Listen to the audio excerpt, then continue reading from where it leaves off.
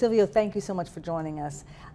The health of the consumer is such a concern. Everyone is facing inflation, rising interest rates. The impact of that on their wallet seems to be pretty severe, but we're still spending. The American consumer seems to still be spending.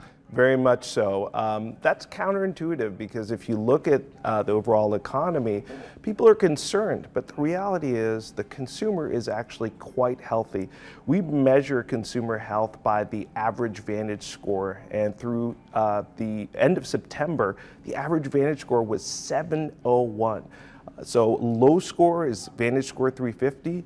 The perfect score is VantageScore 850. So at 701, the average consumer is actually quite healthy. The other piece of good news is if you look at the consumer's overall credit utilization, so the percentage that a consumer typically uses of their credit, so 50% credit utilization would be a consumer using about half of their available credit, 100%, you're maxed out.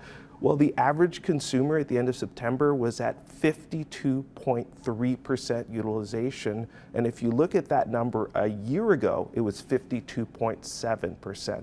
So the consumer is not maxed out. They're actually reducing their overall credit and managing credit pretty well. So that's the good news here.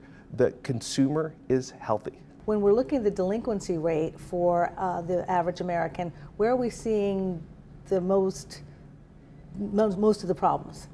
Well, so the bad news is that it's actually across all credit products, auto loans, personal loans, mortgages, credit cards. Across all of those credit products, we are seeing a slight uptick in delinquencies, and that's been the case since May.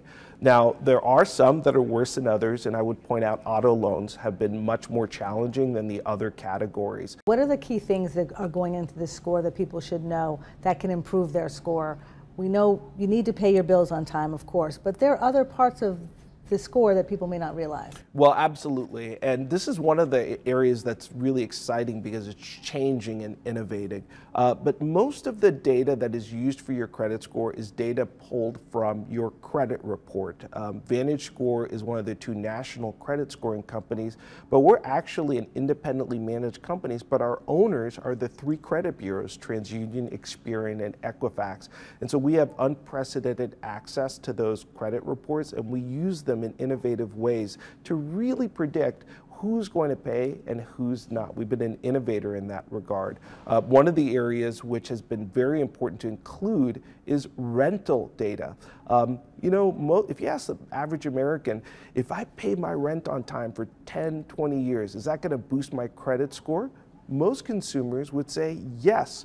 But it wasn't until VantageScore innovated in that area. We were the very first credit score to include rental data. So it's an exciting time, and we're developing new technology to enable everyone who's truly creditworthy to have access to a great credit score. That's great.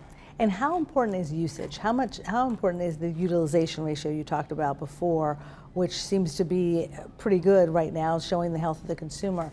But how can that impact your score? Well, that's an important question. The reality is, if you are maxed out for a lender and for your credit score, that's a bad sign. So you should be using your credit responsibly, use only the credit that you need, and don't use credit excessively. And that's particularly important in a rising interest rate environment where we are now, because that monthly payment for variable rate debt is going to be increasing even if you keep the total amount the same. And so credit utilization does have a significant impact. So if you're trying to know your score, you also want to know what's the best number to get. So what is the best number? What score should you be trying to get? Well, the perfect score is a VantageScore 850. You can't get better than that. But typically, banks don't need a perfect score to lend to you. If you look at VantageScore 660, that's considered the prime cutoff. Typically, consumers that have a VantageScore 660 or above are eligible for the best rates. So that's really the sweet spot. That's where you want to get to, and that makes you eligible for the best interest rates in a rising interest rate environment.